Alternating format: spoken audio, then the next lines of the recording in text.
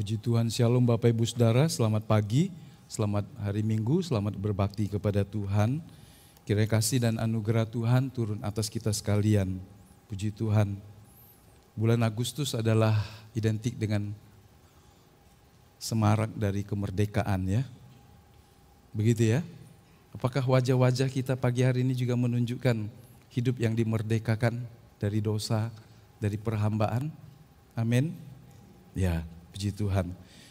Minggu yang lalu masih ingat bagaimana kita diingatkan melalui Kejadian pasal yang keempat bahwa tidak semua persembahan itu diterima Tuhan. Sehingga perlulah kita merenungkan lagi kehidupan kita dalam hubungan dengan Tuhan. Sehingga kita tidak menjadi seorang yang kemudian merasa melakukan sesuatu, merasa telah berbuat banyak dalam hidup, tetapi kemudian Tuhan menolaknya.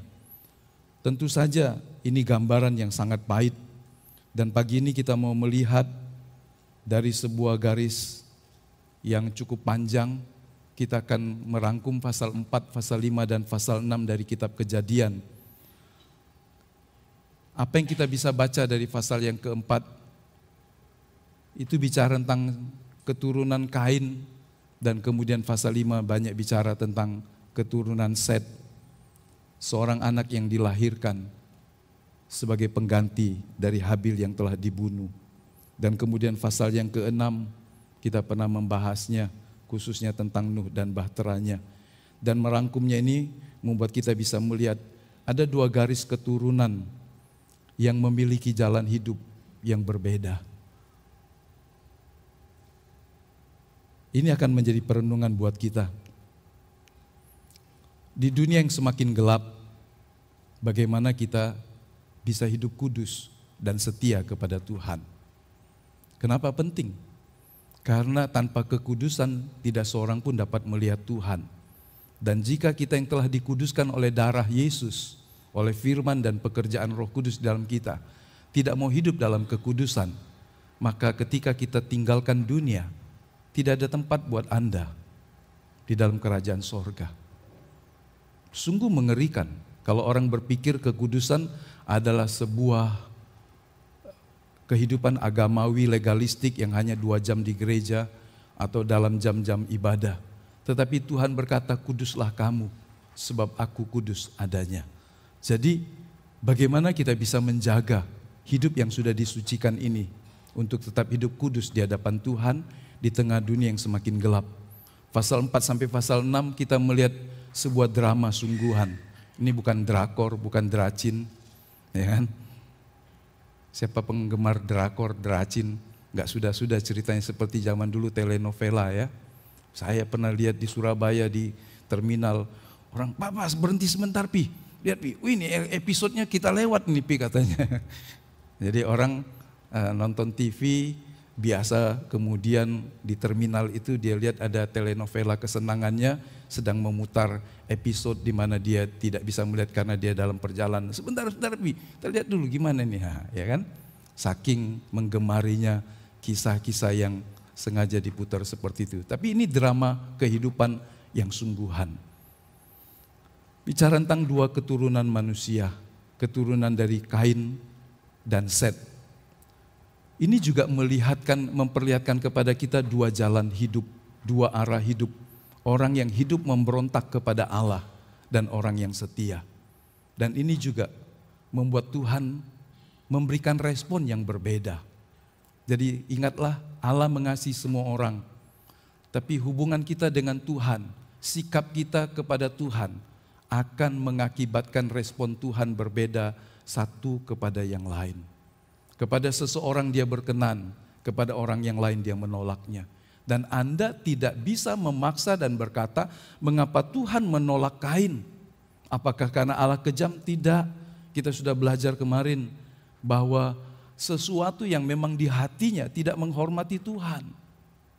Jadi apa yang dia persembahkan tidak berguna. Bukan sekedar jenis persembahannya, tetapi hatinya tidak berkenan. Hatinya tidak memuliakan Tuhan. Dia tidak menghormati Tuhan. Orang yang tidak menghormati Tuhan apapun yang dia berikan, meskipun berharga misalnya, Allah tidak memandangnya. Allah tidak bisa disuap, Allah tidak bisa dipermainkan dengan persembahan-persembahan.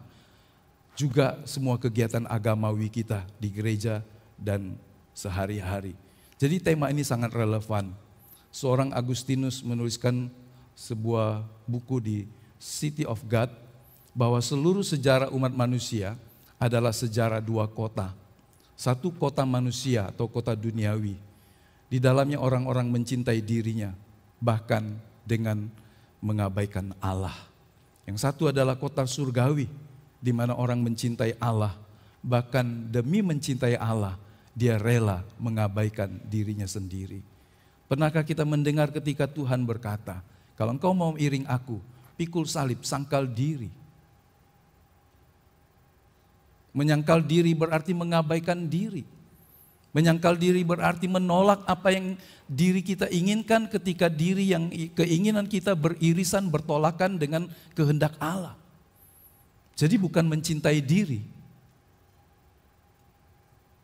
Sampai kita berhadapan dengan Tuhan. Seharusnya demi mencintai Tuhan kita rela menyangkal diri. Ini pasti tidak mudah. Ini bukan sesuatu yang populer untuk disampaikan di hari-hari seperti sekarang. Orang cenderung mengedepankan dirinya sendiri. Apa yang dia ingini, apa yang dia cari, dia merasa dia berhak menikmatinya. Tapi bayangkanlah jika satu komunitas mencintai Tuhan dan demi mencintai Tuhan, Tuhan membentuk dia sehingga dia berani memikul salibnya, menyangkal dirinya. Ingatlah ketika Tuhan berkata, kalau engkau tidak seperti itu, engkau tidak layak menjadi muridku. Menjadi seorang Kristen anggota gereja tidak ada syarat banyak. Anda yang mendaftar tidak mendaftar, tidak ada perbedaan. Kecuali orang yang dibaptis, menyerahkan anaknya tercatat. Semua orang yang datang dihargai sebagai anak-anak Allah. Ini adalah sebuah keluarga Allah. Saya tidak membuat denominasi gereja di sini. Anda tidak menemukan merek gereja, hanya di luar sebagai sebuah tanda. Hanya untuk menunjukkan bahwa ini rumah Allah. Di dalam rumah Allah tidak ada denominasi.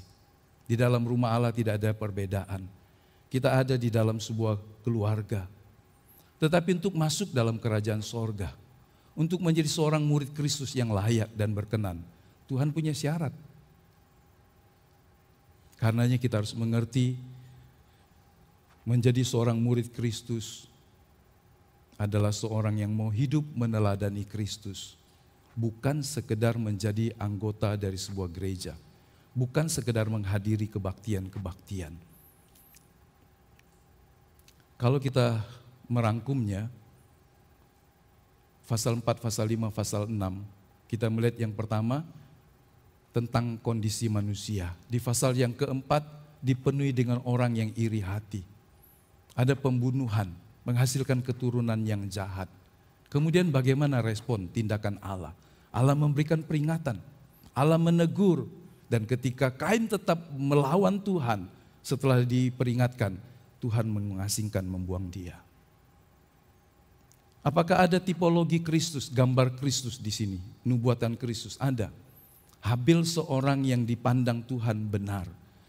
Dalam khotbahnya Yesus menyinggung dan menempatkan Habil sebagai seorang yang benar, yang disebut darah orang benar, yang ditumpahkan hanya karena iri hati dan dengki dari saudaranya sendiri.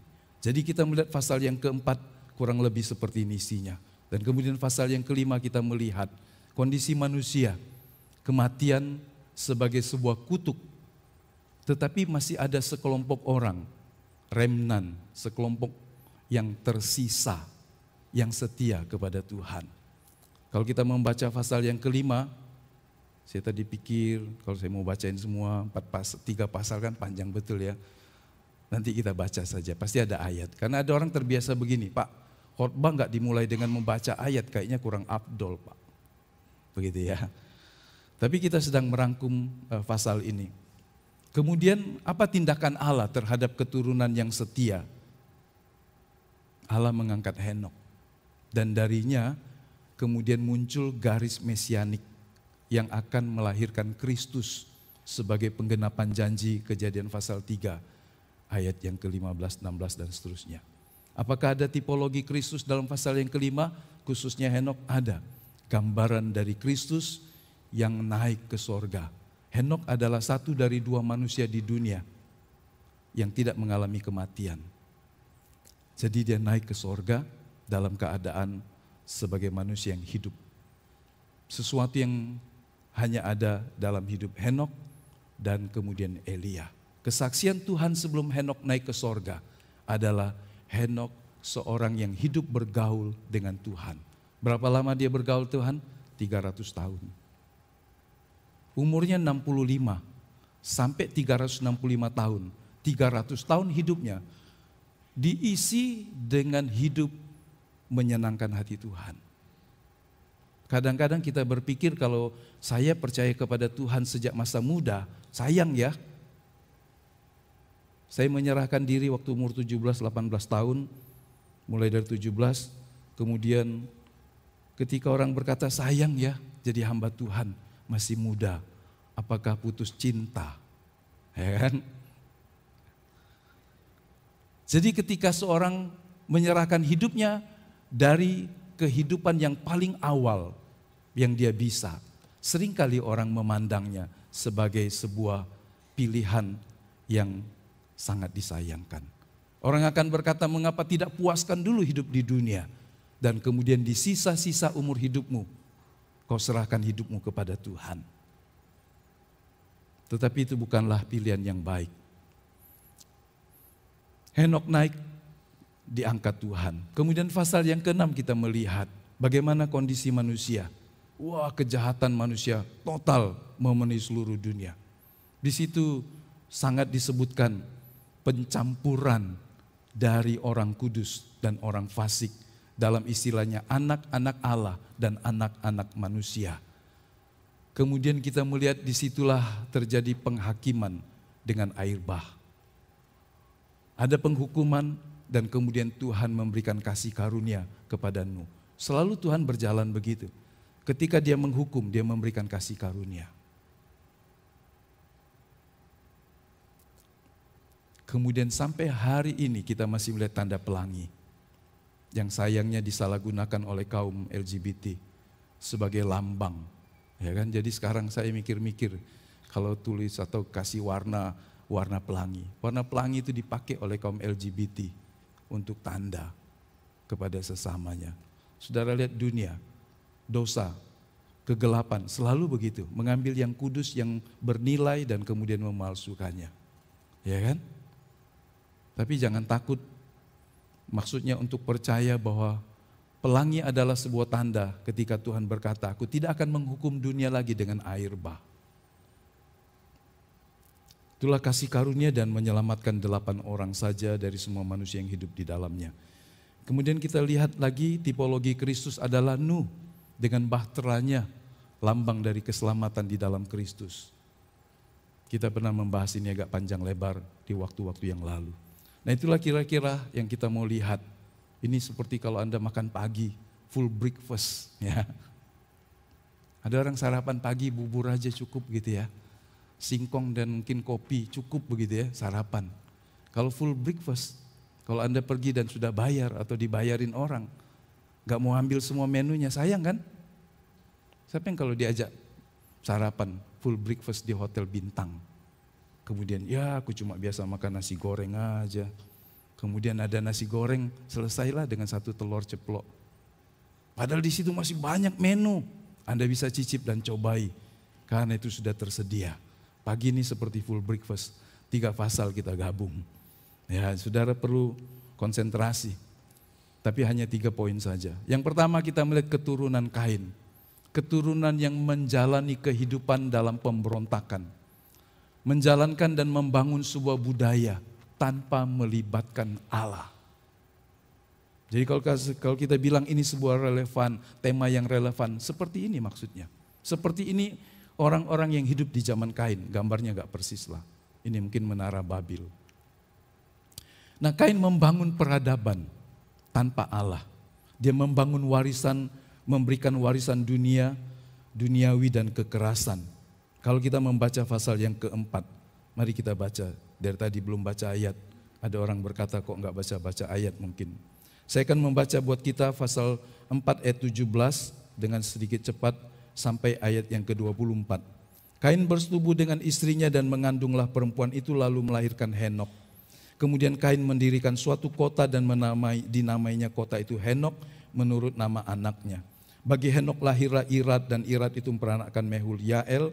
Mehujael memperanakkan Metusael. Metusael memperanakkan Lamek.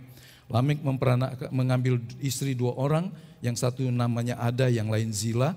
Ada itu melahirkan Yabal, dialah yang menjadi bapa orang yang diam di dalam kemah dan memelihara ternak. Nama adiknya ialah Yubal, dialah yang menjadi bapa semua orang yang memainkan kecapi dan suling. Dan Zila melahirkan anak, yakni Tubal Kain, bapa semua tukang tembaga dan tukang besi. Adik perempuan Tubal ialah Naamah. Berkatalah Lamek kepada kedua istrinya, Ada dan Zila, dengarkanlah suaraku hai istri-istri Lamek. Pasanglah telingamu kepada perkataanku ini. Aku telah membunuh seorang laki-laki karena ia melukai aku. Membunuh seorang muda karena ia memukul aku sampai bengkak. Cuma dipukul sampai dan dia bengkak, kemudian dia bunuh orang yang memukul dia. Sebab jika Kain harus dibalaskan 7 kali lipat, maka Lamek 77 kali lipat. 77 kali lipat. Wah.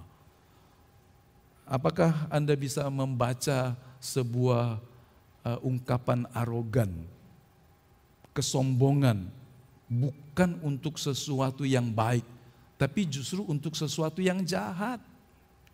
Ya, mari kita lihat, inilah keturunan Kain, namanya mirip-mirip dengan orang yang benar ya. Jadi Kain mendirikan kota yang dikasih namanya Henok. Ini Henok yang berbeda lagi. Dia lari dari hadapan Tuhan dan dia membangun kota. Di sini kita bisa melihat, tanpa mengandalkan Tuhan, manusia bisa melakukan banyak hal. Jadi kalau Anda selalu berkata kepada orang yang tidak punya iman kepada Kristus, kau nggak bisa buat apa-apa tanpa Tuhan, Anda bisa dibantainya. Anda bisa dikalahkannya. Karena fakta Alkitab dan kehidupan sekarang, dari zaman dulu sampai sekarang, orang bisa melakukan banyak hal yang hebat tanpa Tuhan. Kemudian gimana Yohanes 15? Di luar aku kamu tidak bisa berbuat apa-apa. Itu untuk orang yang ada di dalam Kristus. Sehingga apapun yang hebat yang dibuat oleh manusia di luar persekutuan dengan Tuhan, dia akan jadi sia-sia. Inilah yang kita mau lihat dalam kehidupan Kain. Membangun peradaban tanpa Allah. Sehingga yang diwariskan cuma hal-hal yang duniawi. Yang dibanggakan cuma kekerasan. Di dalamnya penuh dengan hal-hal yang menjijikkan hati Tuhan. Karena dia menjauh dari Tuhan. Meninggalkan Tuhan. Kain adalah simbol manusia modern. Membangun kota, membangun budaya, membangun seni, teknologi, tetapi tanpa hadirat Allah. Bisa Pak? Bisa. Mungkin yang tadi kita lihat. Anak-anaknya, keturunannya, bapak tembaga, besi, ahli seni dan sebagainya. Jadi ada peradaban manusia di zaman itu yang sangat maju, tapi tanpa persekutuan dengan Tuhan. Menyesal nggak bersekutu dengan Tuhan? Yang tidak bersekutu dengan Tuhan bisa maju seperti itu, Anda kemudian tidak maju-maju misalnya. Wah, kalau begitu aku nyesal milih Tuhan. Jangan nyesal dulu, karena kita belum selesai ceritanya. Alkitab berkata dalam 1 Yohanes pasal 3:12, janganlah kita seperti Kain yang berasal dari si jahat. Jangan. Kalau dia berhasil, kalau dia bisa melakukan ini dan itu, jangan tiru dan jangan iri. Karena kita belum tahu akhir dari cerita hidup si Kain ini dan keturunannya. Kita lihat kejahatan semakin berlapis, semakin bertambah. Lamek membunuh dan menyombong. Membunuh sebuah kejahatan. Waktu Kain membunuh adiknya, dia menyesal. Ada rasa takut. Dia rasa begitu berat hukumannya. Tapi keturunannya yang ketujuh, yang memulai poligami, yang membiasakan kekerasan, membangun semangat balas dendam, Dia menyombongkan diri. Kalau nenek moyangnya Kain membunuh dan kemudian dibuang, aku ini gak apa-apa kalau harus dapat hukuman 77 kali, gak apa-apa. Kira-kira seperti itu. Sebuah kesombongan yang meningkat. Sebuah semangat yang menonjolkan kekerasan. Menyombongkan diri karena membunuh. Dia melakukan kekerasan tapi dia malah bangga. Bukan menyesalinya. Siapa yang pernah melakukan kesalahan dan kemudian bangga? Bisa menipu bapaknya, menipu suaminya, menipu pimpinannya, menipu semua sistem dalam tempat kerjanya, dan dia berkata, aku lebih pintar. Ya kan? Ingat cerita seorang anak dari Asia yang begitu hebat, sekolah di Perancis, di perguruan tinggi terkenal. Kemudian ketika dia lulus, dia mencari kerja dan gak pernah dapat kerja. Padahal dia lulusan dari sekolah university terbaik di Paris. Sampai kemudian akhirnya dia penasaran setelah meng-apply berapa puluh perusahaan. Kemudian ada yang berkata, kau bukan kurang pintar, tapi kau ada catatan yang tidak baik, kriminalitas kecil. Karena ketika dia menjadi mahasiswa dia merasa sayang harus bayar angkutan umum dan dia bisa mengakalinya. Sistemnya terlalu lemah sehingga dia bisa berapa kali melakukan hal seperti itu dan kemudian ketahuan tapi tidak didenda. Di Perancis itu aneh ya, kalau orang copet aja itu gak dihukum saudara, paling 1 malam kemudian besok boleh keluar. Beda di sini kalau maling ayam kan. Copet tuh dilepas saja setelah 1 malam mungkin. Sehingga ada satu keluarga, mereka sama-sama kerja copet. Jadi kalau saudara pikir di Palembang tuh ngeri, Benteng Kuto Besak, wah di Paris lebih ngeri lagi saudara. Di tempat-tempat di Eropa banyak tempat-tempat yang kemudian kejahatannya jauh lebih mengerikan.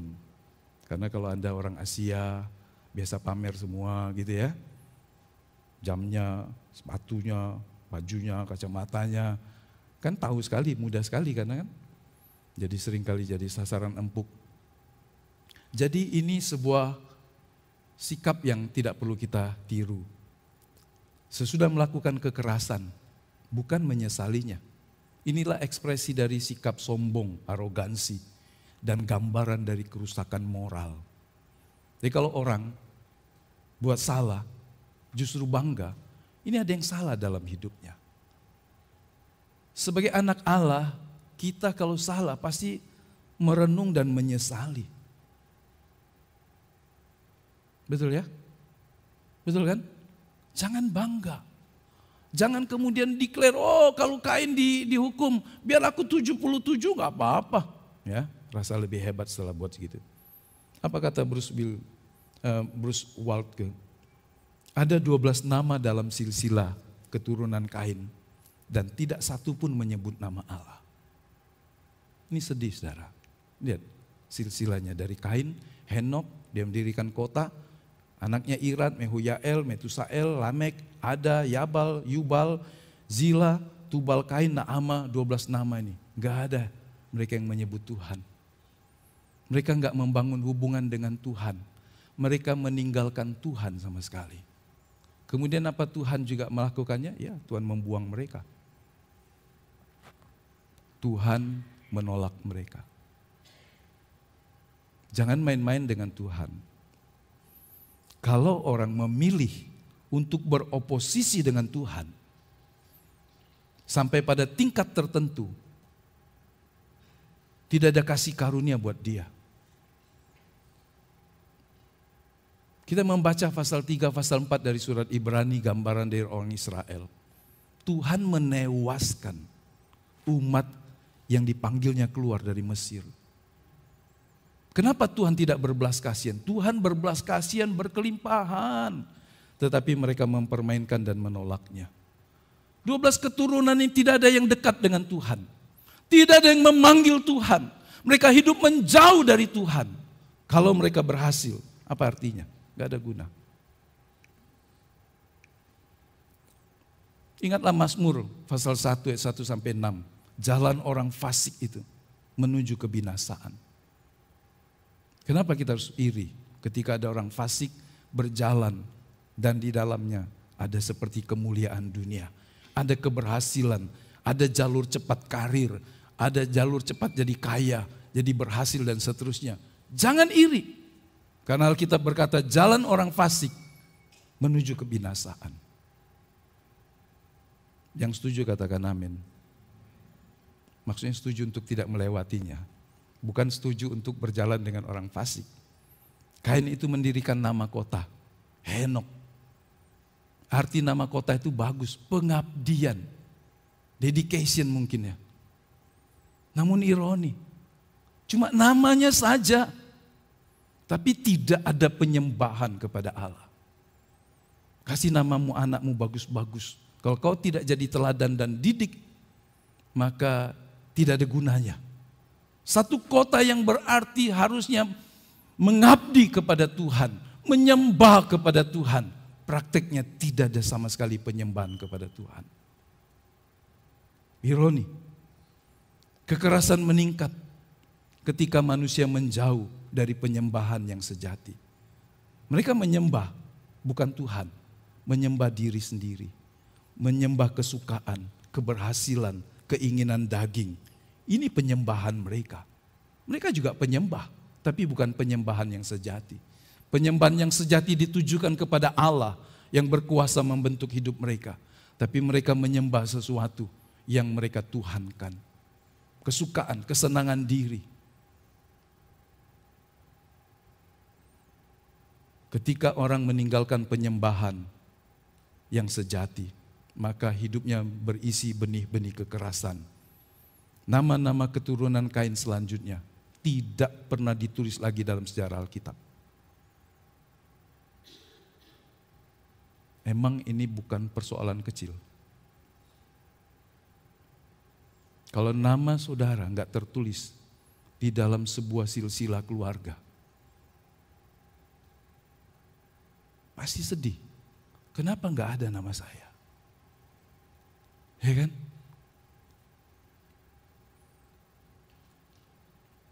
Kalau di kartu keluarga tidak ada namamu, kalau di kelurahan gak ada namamu, pasti saudara berusaha membuktikan saudara ada di sini, lahir di sini, itulah keterangan domisili. Tapi kalau nama seseorang tidak dicatat lagi oleh Tuhan, orang itu hidup gak? Hidup. Berkembang biak, tapi Tuhan tidak lagi mencatatnya. Jadi jangan bermain-main dalam dosa. Jangan anggap sepele. Coba kita baca 1 Tawarik. Jauh kita melompat. 1 Tawarik pasal 1 ayat 1. Ketika Tawarik mencatat silsilah ini dari Adam sampai Abraham. Ayat 1 bunyinya begini. Kayak anak sekolah minggu kemarin tuh. Saya tadi tunggu nggak ada yang bunyi Adam. Ya mana? Biasa ada anak kecil bilang Adam. Nah, itu kelas Adam ya. Nah, sekarang kita baca keras-keras seperti anak sekolah minggu kelas Adam. 1, 2, 3. Adam, Set, Enos. Ya kan? Siapa yang lewat di situ? Adam, Set, Enos. Ada yang lewat gak di situ? Ada. Kenapa nama Kain gak ada? Kalau Habil kita tahu karena sudah dibunuh. Gak masuk lagi dalam silsilah. Tapi Kain tidak ada. Kain anak Adam dan Hawa. Anak sulung. Manusia yang pertama yang dilahirkan dari keluarga ini. Tetapi namanya tidak ada dalam catatan Alkitab. Tidak ada dalam silsilah. Satu hari Tuhan berkata begini, orang yang namanya tidak tertulis dalam kitab kehidupan, dia nggak boleh masuk di dalam kota kudus itu. Surat Wahyu berkata, berbahagialah orang yang namanya tertulis dalam kitab kehidupan. Apa artinya Anda punya banyak catatan Namamu ada di banyak tempat, tetapi tidak tertulis dalam kitab kehidupan di sorga. Bisa diusul enggak? Enggak bisa. Itu sebabnya mari kita perhatikan hidup kita. Jangan terpengaruh dengan orang-orang yang hidup dalam kefasikan dan kemudian kita iri. Jaga hubungan kita dengan Tuhan, karena Kain memulainya dengan rasa tidak hormat kepada Allah. Ketika manusia mengusir Tuhan dari budayanya, dosa menjadi arsitek kebudayaan. Ini kata Francis Schaeffer. Kalau dosa menjadi arsitek kebudayaan, maka di situ tidak ada tempat buat Tuhan. Kenapa tidak ada tempat? Karena Tuhan sudah diusir dari budayanya. Apakah ada Tuhan dalam budaya hedonisme? Tidak ada. Apakah ada Tuhan dalam budaya flexing? Tidak ada. Apakah ada Tuhan dalam budaya duniawi? Tidak ada. Apakah ada Tuhan dalam kumpulan orang Kristen yang hanya sekedar pengunjung ibadah, yang hanya datang untuk menjadi seorang yang dihiburkan? Mengerikan, saudara. Untuk apa kita beribadah? Untuk siapa kita beribadah? Untuk diri kita sendiri atau untuk Tuhan? Tanyakan itu setiap kali kita beribadah. Tanyakan itu setiap kali kita membuat sesuatu. Ini untuk Tuhan atau untuk saya? Ketika itu hanya untukmu sendiri, Anda sedang mengusir Tuhan. Padahal kita belajar dari pasal pertama kitab Kejadian. Dialah pencipta, dialah pemilik hidup kita. Kita ada karena Dia. Dan Dia menjadikan kita seturut rancangannya. Jadi hiduplah menurut rancangan Allah. Karena untuk itulah kita ada di bumi. Bukan Tuhan untuk kita sebetulnya. Tapi kita hidup untuk Tuhan. Yang kedua, keturunan Set. Keturunan yang memilih jalan kekudusan. Hidup dalam penyembahan dan pengharapan. Mari kita membaca kembali di dalam Kejadian, pasal yang keempat, ayat 25.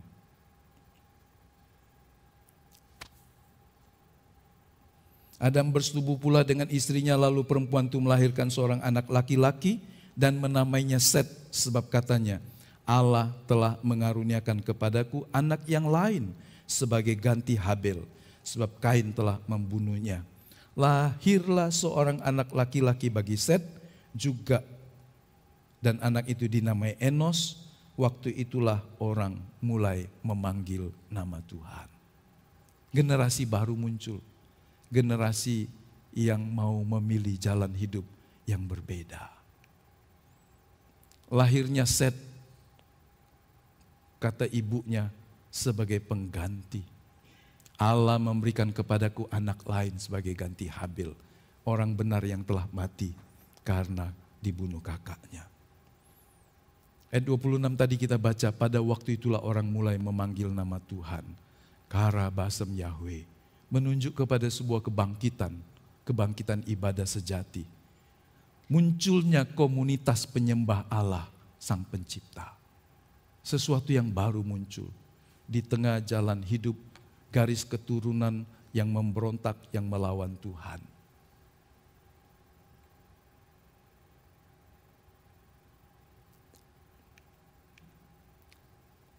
Kemudian kita membaca pasal yang kelima, siklus hidup manusia. Lahir, hidup, ya kan, mati. Saya pernah dengar seorang bercerita tentang begini. Satu hari seorang anak muda ingin mengajak keluarganya, mungkin pamannya dan tantenya pergi ke gereja. Dia pikir pendeta akan berkhotbah yang keren, yang menarik, yang membuat dia tertarik dengan Tuhan. Tapi pendeta ternyata berkhotbah pasal 5, mengutip kalimat yang sederhana. Lahir, memperanakkan anu, kemudian mati. Lahir, memperanakkan anu, mati. Lahir, memperanakkan anu, dan mati. Ya, dia lemes. Kenapa pendeta milih pasal 5 khotbahnya? Coba kalau paman dan tante saya ini mendengar khotbah yang menarik. Ternyata justru karena berita itu membuat omnya ini kemudian merenung. Untuk apa saya hidup? Melakukan ini dan itu, kemudian mati. Dan kemana saya jika saya mati tanpa Tuhan? Saudara, jangan remehkan Alkitab, betul? Kalau Anda baca satu pasal, satu ayat nggak temu sesuatu, nggak ada guna nih. Enggak. Ini menggambarkan siklus hidup manusia yang sebetulnya singkat saja. Lahir, hidup, memperanakkan, mati. Ulang lagi, lahir, hidup, memperanakkan, mati. Begitulah dari pasal 5 ayat 1 sampai kemudian ayat yang ke-32. Ya. Dan mati, dan mati, dan mati. Fayamot, fayamot, fayamot, mati. Hidup, lahir, mati. Lahir, hidup, mati. Lahir, hidup, mati. Kalau ini diulang terus, mati, mati, mati. Berarti orang yang hidup itu sudah pasti akan mati. Kalau kematian adalah satu hal yang pasti, mengapa kita tidak mempersiapkan diri dengan baik? Ada pepatah yang sering diucapkan orang, memento mori. Ingat, kita pasti mati. Ya kan? Kalau kita pasti mati, terus apa yang kita cari, apa yang kita kumpulkan, apa yang kita banggakan, apakah itu semua kita bisa bawa ketika kita mati? Tapi di dalam berita yang dari seluruh keturunan Set ini, sebetulnya gambaran mereka kan bagus semua. Metusala umurnya 969 tahun, manusia tertua. Kita dapati Henok yang hidupnya bergaul dengan Tuhan. Kita dapati orang-orang keturunan Set ini, orang-orang saleh semua. Tapi mereka juga tetap mati. Kenapa? Karena Kejadian pasal yang ketiga, kutuk kematian itu tidak akan pernah lepas dari manusia. Meskipun manusia saleh, satu hari dia akan mati. Manusia yang panjang umur seperti Metusala 969 tahun. Betul ya? 969 tahun umur Metusala. Ada orang belum 69 aja udah mati. Ini 969 tahun, mati juga. Tapi satu hal, di dalam hidup mereka, Tuhan dipermuliakan. Dalam hidup mereka yang panjang itu, mereka bersekutu dengan Tuhan. Ini yang membedakan dengan orang-orang keturunan Kain. Tidak lagi disebut pasal 5, tidak lagi disebut secara khusus pasal 6 dan seterusnya. Tawarik melepaskan sama sekali nama Kain, Adam, Set, Enos dan seterusnya. Enggak ada, Tuhan lupakan itu. Tidak ditulis lagi oleh penulis Alkitab. Kalau namamu dilupakan Tuhan, ngeri sekali kan? Ada lagu anak-anak, apa? Ada namaku disebut dalam doa ibuku. Siapa? Siapa yang bisa dikit nyanyi lagi itu?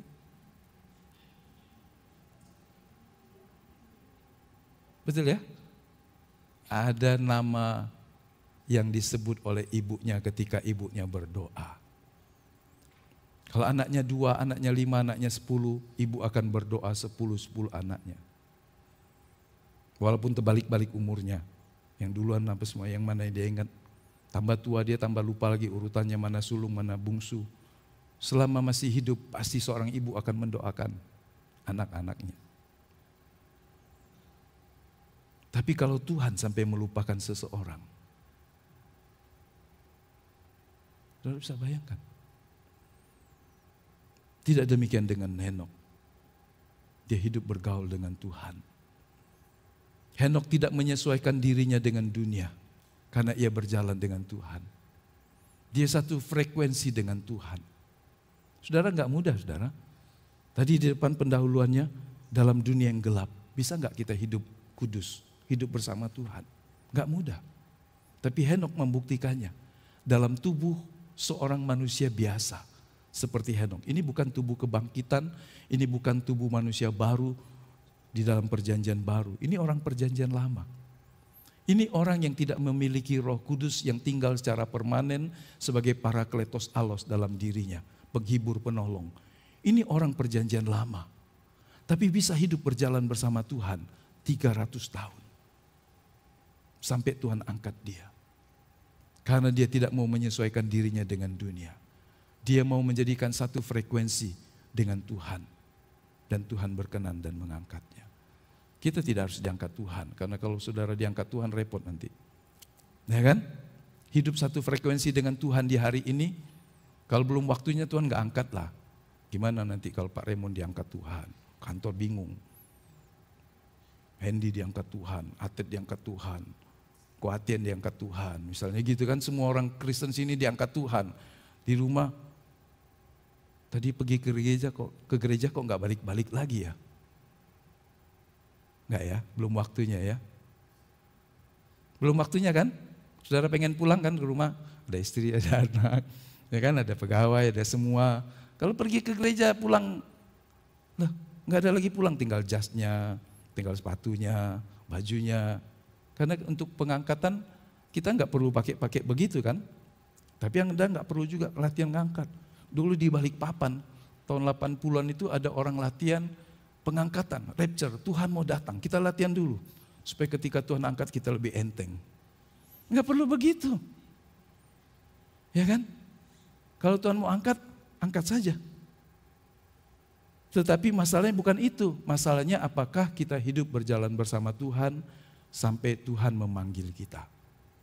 Justru Tuhan menempatkan kita di dunia. Supaya kita menjadi berkat, membawa terang Tuhan. Yang ketiga, antara dua dunia. Sekarang mereka bercampur ketika kekudusan dicampur dengan kefasikan. Ketika terang bercampur dengan gelap. Inilah puncak dari penghukuman Tuhan. Campur aduk keturunan. Kalau kita membaca pasal 6 ayat 2, anak-anak Allah melihat anak-anak manusia itu cantik-cantik. Kita baca ya. Ketika itu, ayat 1, ketika manusia itu mulai bertambah banyak jumlahnya di muka bumi, dan bagi mereka lahir anak-anak perempuan, maka anak-anak Allah melihat bahwa anak-anak perempuan manusia itu cantik-cantik, lalu mereka mengambil istri dari antara perempuan-perempuan itu. Kalau baca sama-sama dengan keras, siapa saja yang disukai mereka. Garis bawah itu. Kata anak-anak Allah Beneha Elohim ini, memang biasanya ada 3 tafsir ya. Siapa anak Allah, siapa anak manusia. Kalau anak manusia muda, itu keturunan Kain. Tapi enggak disebut lagi namanya. Tapi siapa anak-anak Allah ini? Yang pertama, bisa saja tafsirnya mengarah kepada ini malaikat yang jatuh. Atau yang lebih masuk akal, ini keturunan Saleh, keturunan Set, garis keturunan Set yang Saleh, yang menikah dengan keturunan Kain yang fasik. Bukankah Tuhan sudah membuang dan melupakan Kain? Kain hidup dalam kegelapan, seluruh anak-anaknya 12 orang nama yang disebut sampai pasal 4 itu tadi tidak ada yang menyebut Tuhan. Kenapa ada keturunan Set yang mau menikah dengan orang yang hidup dalam kefasikan seperti ini? Inilah mungkin tafsir yang paling dekat. Tafsir ketiga adalah penguasa-penguasa tiran yang menyalahgunakan kekuasaan. Nah, yang kita mau lihat bukan tafsirnya, apapun pandangannya. Apakah anak-anak Allah ini disebut malaikat atau keturunan Set? Tapi yang mau kita lihat adalah ini adalah sebuah pelanggaran dari batas rohani. Keturunan orang-orang kudus mulai mencintai dunia. Kalau kita baca 1 Yohanes, jangan mencintai dunia dan semua yang ada di dalamnya, supaya kita tidak kehilangan kasih Allah dalam kita.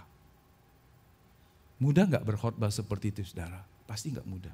Di zaman sekarang, kalau kita kutip ayat itu, pasti orang berkata, kalau begitu kita akan tinggalkan dunia Pak. Bukan begitu. Rasul Yohanes tidak berkata mencintai dunia berarti tidak mencintai lingkungan. Tetapi kita hidup dengan tidak mengikatkan diri dengan apapun yang membuat kita terpisah dari Allah. Ini orang-orang kudus yang mulai mencintai apa yang membuat mereka terpisah dari Tuhan. Ini adalah sebuah penyimpangan moral yang besar. Karena kalimatnya berkata mereka mengambil siapa saja yang mereka sukai. Ada sebuah ungkapan dari nafsu yang tidak terkendali. Siapa saja. Ternyata ini ada sebuah pola yang berulang saudara. Jadi masalahnya bukan hanya pada perkawinan campur, tetapi pada hilangnya batas-batas moral dan penyembahan. Ingat, ini kan 2 garis. Keturunan Kain, keturunan yang memberontak kepada Tuhan. Keturunan Set adalah keturunan penyembah kepada Tuhan. Orang-orang yang memilih hidup benar. Kenapa mereka mau meninggalkan demi mendapatkan anak-anak keturunan Kain? Sehingga demi mendapatkan anak-anak keturunan Kain, mereka melupakan Tuhan. Disinilah persoalan terbesarnya. Hilangnya batas-batas moral dan penyembahan yang benar kepada Allah demi mendapatkan sesuatu. Anak-anak Kain bisa kita gantikan dengan apa saja. Kalimat itu sama dalam Kejadian pasal 3 ayat 6. Melihat, menyukai, dan mengambil. Ini sebuah pola dosa yang berulang. Melihat, menyukai, dan mengambil. Tanpa mempertimbangkan. Tanpa mengujinya. Tanpa memperhatikan apakah ini benar di hadapan Allah. Hanya sebatas apa yang mata lihat. Sehingga sekali lagi Yohanes berkata, keinginan mata. Jadi keinginan mata bisa membuat kita pergi ke neraka, saudara. Saya ulangi, memenuhi, memuaskan keinginan matamu bisa membuat engkau pergi ke neraka. Itu sebabnya apa yang engkau lihat harus engkau kendalikan. Engkau nggak bisa mengendalikan orang, mengendalikan situasi di dunia. Tapi engkau harus mengendalikan matamu. Setuju? Yang paham katakan amin. Karena ketika semua yang kita lihat membuat kita mengingini dan mengambilnya tanpa mengujinya, kita sedang mempertaruhkan posisi kita sebagai anak-anak Allah. Dan ternyata itu pola yang sama. Serangan iblis, dia bukan hanya membalikkan firman, memutarbalikkannya, tetapi dia juga menggoda mata. Ya, gak ada masalah dengan Roh Jali ini. Gak ada masalah dengan rohana, ya kan? Rojali itu kan katanya kumpulan orang-orang rombongan jarang beli. Pergi ke mall rame, rombongan jarang beli. Ada juga roh halus, rombongan yang cuma ngelus barang, ya kan? Gak pernah beli gitu kan? Mall rame, tapi gak ada transaksi. Gak ada hubungan dengan itu. Gak ada hubungan dengan shopping, cuci mata, window shopping atau apa. Dulu orang cuci mata pakai bore water. Sekarang orang cuci mata pergi ke mall. Sekarang mallnya ada di HP-mu. Mallnya pindah ke HP kan?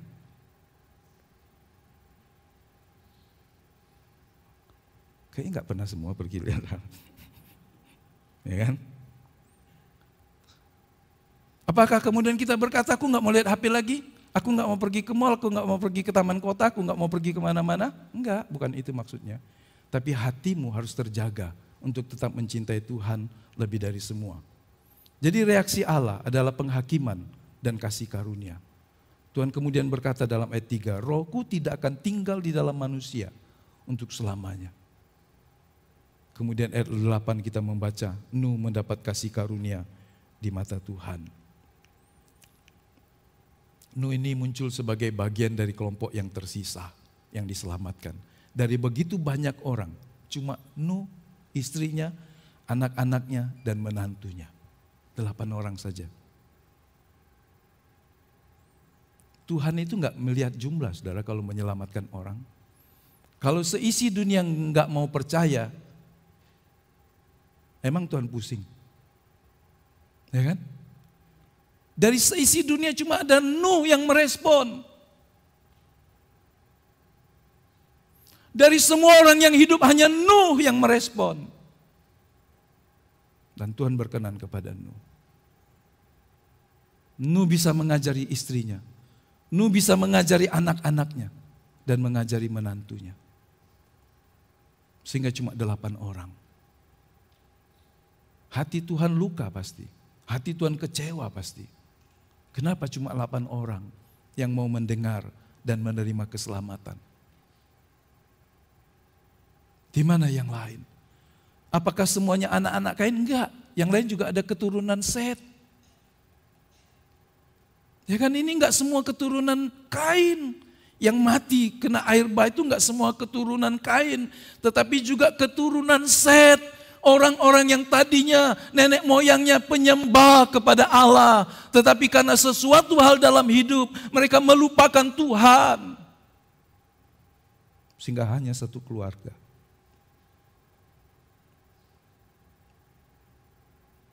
Tuhan berkata kepada kita, seperti Yesus juga mengingatkan, kelak hari-hari anak manusia datang kembali. Manusia akan hidup seperti orang di zaman Nuh.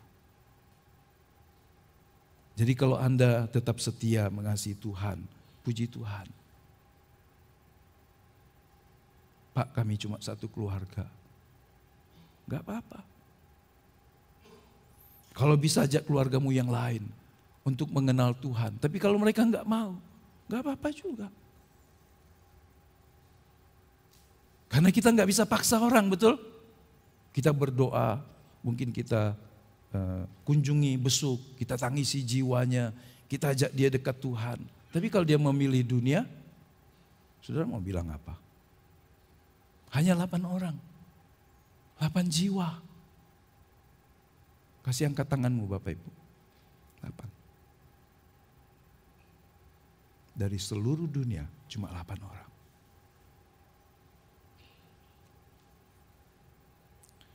Kalau menurut saudara, Tuhan sedih enggak?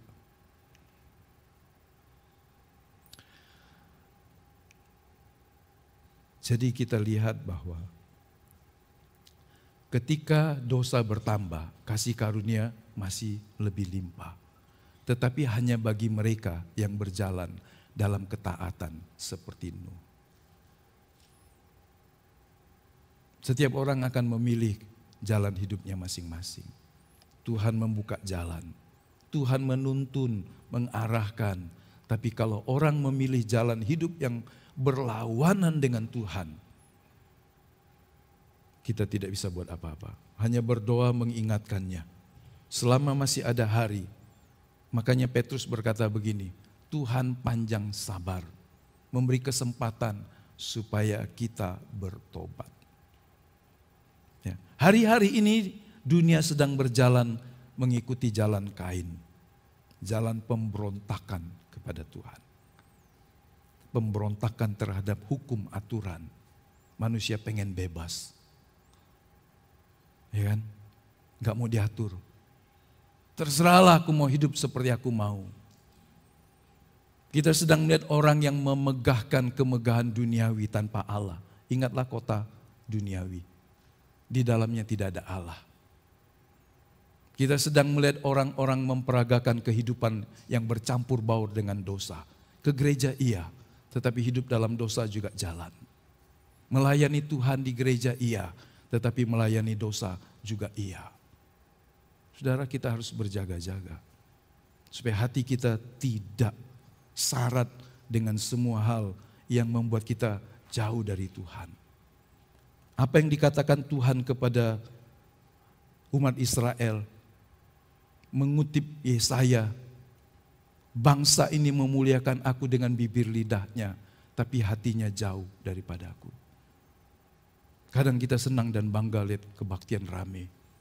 1.000 orang, 5.000 orang, 10.000 orang. Puji Tuhan.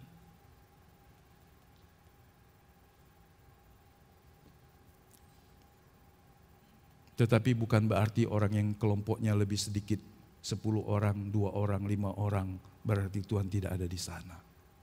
8 orang dalam keluarga itu, ada Tuhan di sana. Kita senang rame-rame orang. Tetapi untuk apa rame kalau mereka hidup seperti keturunan Set yang bercampur dengan keturunan Kain? Tuhan memanggil kita untuk hidup seperti Set, seperti Henok, seperti Nuh. Hidup berjalan bersama Tuhan. Saya mengajak kita mendeklarasikan kalimat ini. Tuhan memanggil saya, begitu ya kata kita yang kita ganti ya. 1, 2, 3. Tuhan memanggil saya untuk hidup seperti Set, Henok, Nuh, berjalan bersama Dia. Ya, ini panggilan Tuhan buat kita di hari-hari sekarang.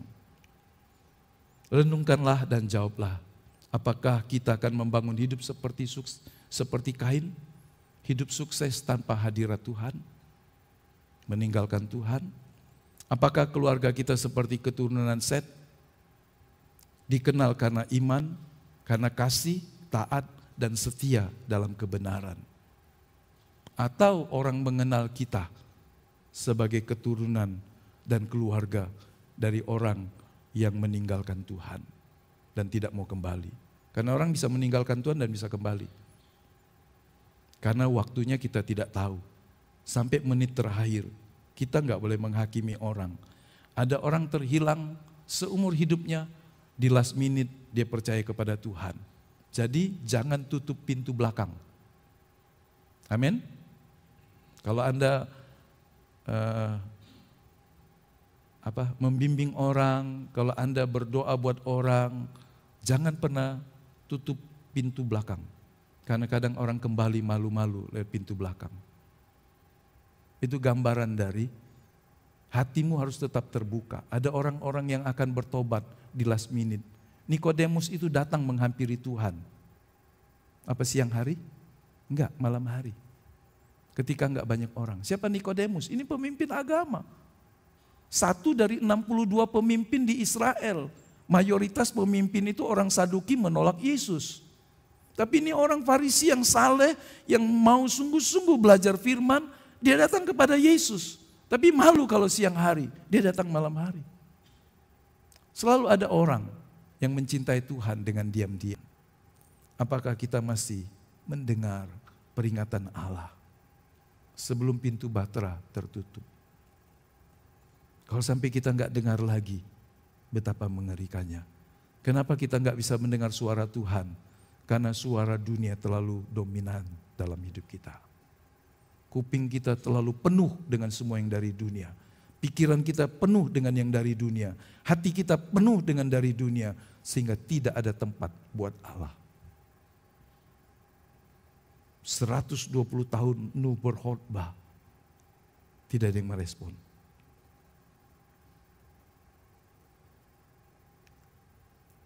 Bahtera keselamatan masih terbuka, tapi hanya untuk mereka yang percaya dan yang berjalan dalam iman.